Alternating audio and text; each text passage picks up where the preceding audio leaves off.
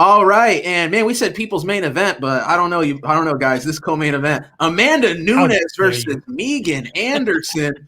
Man, who do we? I think it's Cody. Cody's up on this one, I think.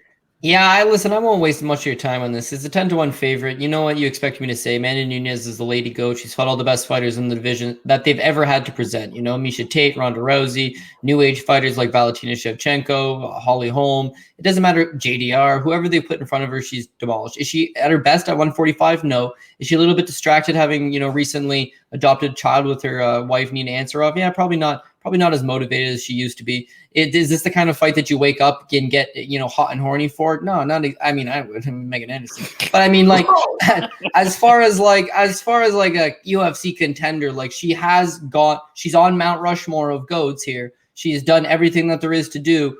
Is this the fight that you get excited for? But no, it doesn't matter. It's 10-1. It's just an unbettable line. So I'll just leave you with this quickly. I like the over 1.5, -127. With Amanda Nunes, we all expect her to go out there and probably just get the takedown. With the takedown, Megan Anderson gave up a relatively easy submission against Felicia Spencer. That was only, a year and a half, almost 2 years ago. Nunes has got a BJJ black belt. She's very good on the ground. She scores the takedown. She probably just moves to the back, gets the rear naked choke done.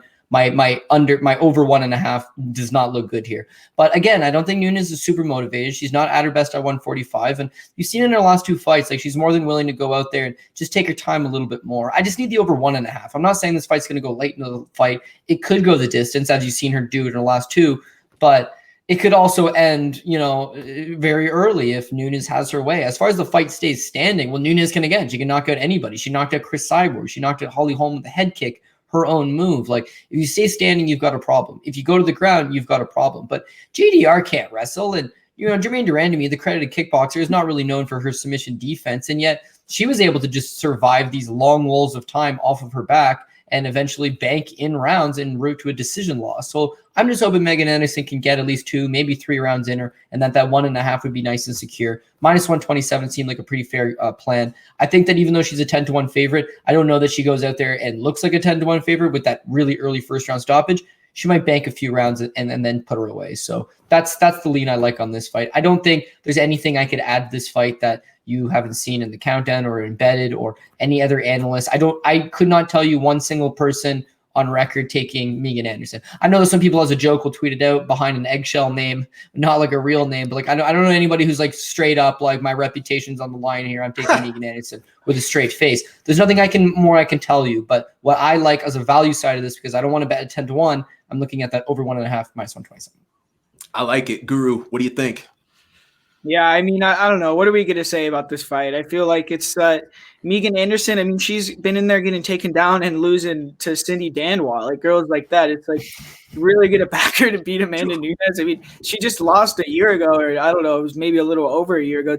She got submitted by Felicia Spencer in the first round. I mean, it was like one takedown, the fight was over. So, I mean, she's 6 feet tall, and I think 8 of her 9 wins are first round knockouts. So, I don't know. I mean, I guess I don't know what Megan Anderson in the first round, what the odds are, but I feel like that's really the only way she could win. But I mean, the over 1.5, I guess you could go with that, because I do think Germaine Durandamy, I mean, like he said, she was even like threatening with submissions off her back, like triangles and arm bars and stuff, which was kind of surprising to me that, Amanda was just sitting in her guard and couldn't really do much. But maybe Megan Anderson, I mean, I do feel like maybe she has some added motivation because she thinks that she's going to be out of a job if she loses this fight. So she's going to try to fight as hard as she possibly can. Maybe we could go over, but I don't really see many paths to victory for Megan Anderson, man. So, yeah, I'm just going to leave it at that. I'm going to go with Amanda, probably by a submission. Right on. Cody, what's up? This is some Rocky shit, man. I mean, you can't go from fighting Zara Farron and Norma Dumont, right? Like Rocky Balboa fought Spider Rico, and now he's taking on Apollo Creed. Like, what the hell? Now, I know in the movie world, he goes out there and puts a great go, but he still lost that fight against Apollo Creed in the first movie. Like, that's a huge talent jump to go from fighting Zara Farron and Norma Dumont. Unfortunately, this division has 4 fighters. You just defeated 2 of them. You are the 3rd. Now you have to fight Amanda Nunes. That's why we're getting this fight. But I didn't mean to interrupt. Go ahead, Locke. Yeah, no. There's people are just trying to create these narratives for Megan Anderson, claiming that Amanda Nunes is unmotivated and all this type of stuff, and that she's on the tail end of her career and all that. It's just all just the smoke that people are throwing out there to give Megan Anderson a solid chance to win this fight. Like, could she win by knockout? That's literally her only path to victory here. And somebody brought this up on a stream that I was on earlier this week, that if you're looking to back Megan Anderson, it would be hard pressed to see her winning late in this fight. So why not just take her in round 1, where you're getting plus 2,500? You get Megan Anderson in round 2 plus 2,800. Those are the best 2 spots, in my opinion, if you're looking to back Megan Anderson and not leave any money on the table. With that said, I think it only takes 1 takedown here from Amanda Nunes to get this fight done with. Like, seeing Felicia Spencer, 5'6", 2 inches shorter than Nunes, be able to take down Megan Anderson the way that she did, and then get that rear naked choke. You got to believe that Amanda Nunes will have the same type of success. And yeah, she's going up against Jermaine Durandamy and Felicia Spencer, who are completely different levels than Megan Anderson, and she's stretching those fights out. But Megan Anderson is another level, who, in terms of much lower level, and she will give up that back a little bit easier. She will give up that neck a little bit easier. And I think we see Nunes either ground and pounder or finish her via submission. But the spot that I like, if you want to be on the safe side, I think if you have access to the alternative totals, I think the under 2.5 at minus 200 is not a bad spot. That covers a potential flash knockout for Megan Anderson, and that obviously covers the knockout / submission, I believe, coming from the Amanda Nunes side. Or if you just want to back Amanda Nunes and you think, Megan Anderson has 0% chance of winning this fight, plus 175 for her inside round 1, not bad. Plus 300 for her to win in round 2, not bad. But yeah, you can't bet Nunes straight here. Look for those props. I think those are the best ones. But I like the under 2.5 most if you have access to that. If you want to make, I think that's the best money that you can make on this fight. I don't see this fight reaching that 3rd round. So yeah, I like Nunes here. I think she gets it done relatively quickly, and I think it might even just come down to that 1 takedown. So yeah, I like Nunes here, and via quick submission. I'm on Nunes as well. I mean, she is the female GOAT. It's really that simple. But you know what? I'm gonna throw something out there. I feel like this fight, because I haven't really seen this narrative yet, but I'm gonna put this out here. I think this fight is very similar to Demetrius Johnson, Henry Cejudo. I believe if Megan Anderson does not win this fight, which, don't get me wrong, I think she's got a chance, the puncher's chance, either a big head kick clanging up this upside Amanda Nunes' head, one of those big punches. I'm going to say this. If you're going to take Megan Anderson, take her ITD. I definitely don't see her winning a decision here. Sweeten that crazy money even a little bit more so. But here's what I want to get at. I honestly believe Amanda Nunes wins this fight.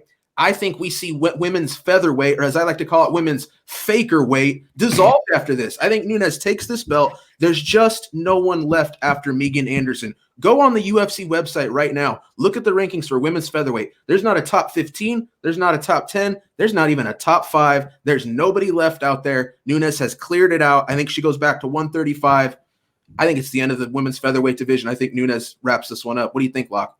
Just one last thing. If they get Kayla Harrison to come into the UFC, I think she's a 145er, right? That would really be the she's 155. She's not a 45. Yeah. Okay, then I stand corrected. I will shut the fuck up. My bad.